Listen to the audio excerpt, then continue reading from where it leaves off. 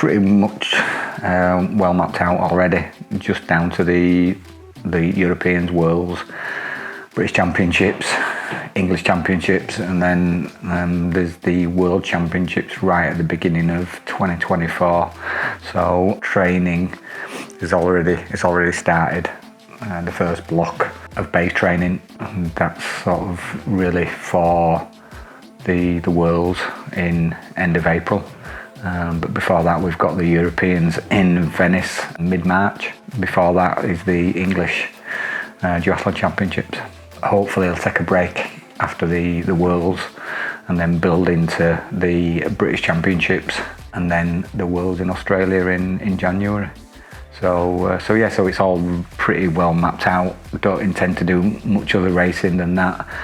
Maybe a few small local races prior to the first race of the season, but nothing great. Maybe do Clumber, depending what I do between the Europeans and the Worlds.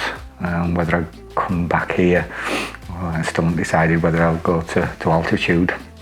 Pre-Worlds, everything's mapped out pretty much because of the championships. The main goal is the two World Championships, but they've got quite different goals. The sprint is my main focus, the Worlds in Ibiza, and then the standard is my main focus for the Worlds in Australia. That's what I'd like to do. Obviously podium on both if I can.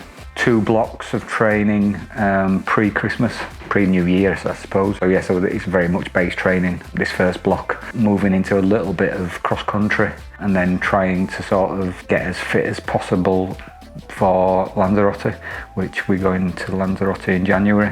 Sort of for 4 or 5 weeks in January, then come back for February, and then really get into threshold training, VO2 max for the start of the season really, and then carry that all the way through to April. That's one thing I have changed since the Europeans. I've got more, rather than having one coach, I've got sort of a couple more mentors that's helping me or guide me, I suppose, in the coaching sense. I'm sort of writing my own programs at the moment with their help. Pretty easy. The first block of it's pretty much base training, so it's long runs, hill runs, long bike rides, getting all that in. And then I think I'll probably need their help more when it becomes towards the end of the second block and then into the third block in Lanzarote. So we can maybe sit down and maybe put a structured plan, definitely for the Lanzarote trip anyway. Hopefully build on that for the next block, which will be then into the race season really. I think when we were in Bilbao, having that sort of 7 to 10 days prior to being there really made a big difference. I'm the type of person that needs to know inside out of the course, and that makes me comfortable, and then I don't need to have to really think about it. So I would prefer to be there sort of 7 to 10 days before. So obviously that I'd probably sort of, if I do go to altitude, it'd be more or less going from altitude right to Ibiza, or maybe coming home for a few days and then going to Ibiza. So I would like to be there 7 to 10 days prior to the championships. But again, it's just whether I go to Denyer again, in the altitude hotel, or whether it's difficult because obviously with it being so early, March, it's still sort of very much ski season. Yeah. Still quite expensive and there's still loads of snow about, so what training you would do would be inside anyway. You wouldn't be doing a lot of outside training.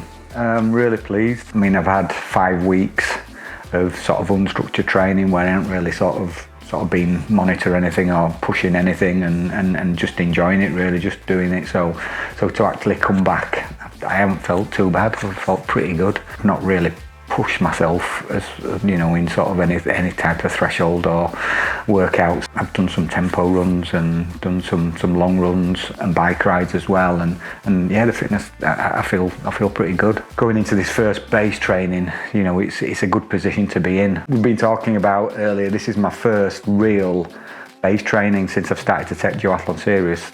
The previous 2 years, I never did it because of one, for illness, and then the second one because we were racing so late into the season. We didn't get this sort of October, November, December base in. It's going to be interesting. I'm sort of quite looking forward to it, building on the fitness that I've already got, putting this big base training down. So I'm also doing a lot more strength work. We've added an extra day with Mission Fit. We're going to be doing three workouts a week, so in November and December.